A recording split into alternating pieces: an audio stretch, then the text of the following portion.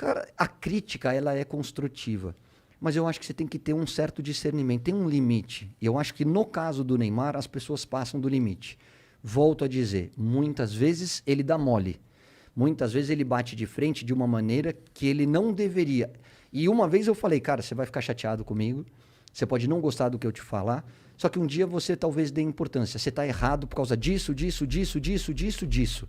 Isso vai te prejudicar. Eu estou do outro lado. Hoje eu sei como funciona a cabeça da imprensa. Cuidado.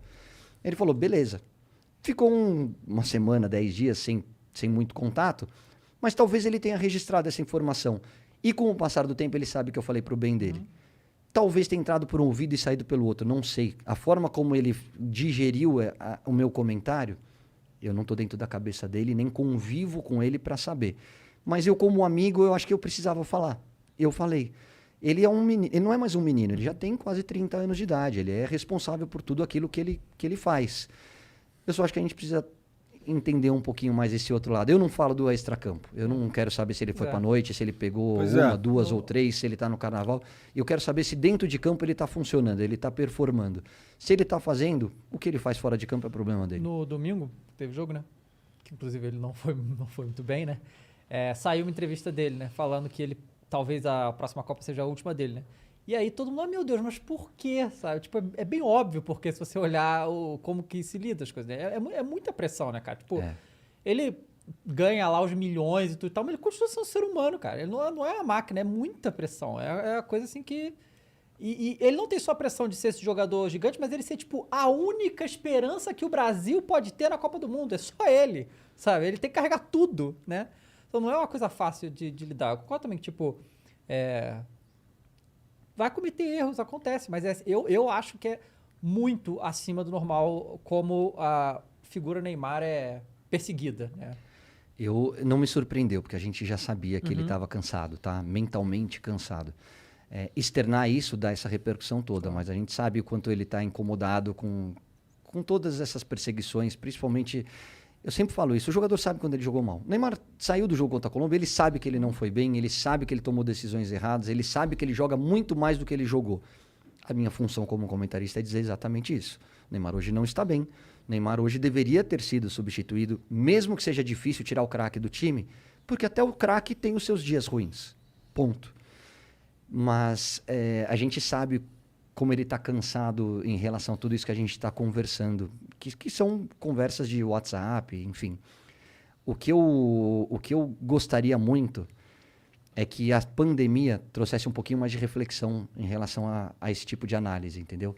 Que a gente olhasse com o mesmo carinho que a gente olha para Simone Biles, na hora que ela pede para não disputar tantas provas onde ela é a favorita de todas, e gera uma discussão. Vamos olhar com esse mesmo lado humano para o Neymar também. Né? Vamos olhar para todos eles da mesma maneira, porque são atletas de altíssimo nível, estão entre os maiores de todos os tempos, recebem para isso, tiram proveito do talento deles, ninguém está falando que são coitadinhos, não é nada disso. Mas não vamos esquecer que antes do ser humano, antes do atleta, existe o ser humano. E que ele é passível de erro. Vai ter o dia ruim do Neymar, como teve o dia ruim do Messi, como teve o dia ruim do Cristiano. Todo mundo um dia falha. E aí, no dia da falha, tem aqueles que vão pisar na tua cabeça e aqueles que te derem a mão. Isso é construção. Hoje, eu, como comentarista, tenho alguns posicionamentos diferentes da maioria, tá? Então, a imprensa sempre fala, vocês vão ouvir direto e aí, quando pedem minha opinião, eu fico contrário a eles. Eles falam, porque hoje o treino é tudo fechado. A Itália abre. A Inglaterra abre. O Manchester City abre. Só a imprensa quer que abra. E aí, na hora que você divulga, você está dando arma para o seu adversário. Então, por que precisa abrir? Porque as relações são muito diferentes. São mesmo. A minha relação, na minha época, a minha relação com a imprensa era muito mais aberta. A gente tinha muito mais proximidade com os jornalistas. Mas é uma construção. Por que o jogador é emitido? Você já se perguntou por que ele não quer falar com você? Cara, eu converso com os jogadores. Quando eu preciso ligar para algum deles, eles me recebem com o maior prazer do mundo. Isso é construção. Porque talvez eles me recebam porque eles sabem que quando eles vão mal, eu falo que eles vão mal. Mas eu não piso na cabeça deles. Então, hoje, talvez aqueles que se queixam são os primeiros a dar porrada nos caras. E aí depois você quer uma exclusiva. Pô, na hora que você teve a oportunidade, você pisou na cabeça dele. Agora você quer uma exclusiva? ação e reação. Você planta, você colhe. Se você não foi legal, por que o cara tem que ser legal com você? Porque bate, você tem que dar a outra face. Tem que dar o caramba, meu. Se você bateu, você vai apanhar. É simples assim. Esse lance que você tá falando é importante pra cacete, porque quando a gente conversou com o Dani Alves aqui, teve uma galera que ficou chateada. Porra, tô tentando falar com ele há um tempão. Porra, mas você só chama o cara pra esculachar o cara, pô. Ou você esculacha o cara pelas costas o tempo inteiro, e na mídia, e não sei o quê, não sei o quê. O cara vai querer falar contigo? Eu não vou querer falar com um cara que fica me esculachando o dia inteiro, a vida inteira. Então, você tá falando aí, total, faz sentido demais. Outra coisa que incomoda demais os jogadores, e me incomodava, e eu já fui vítima como comentarista, tá?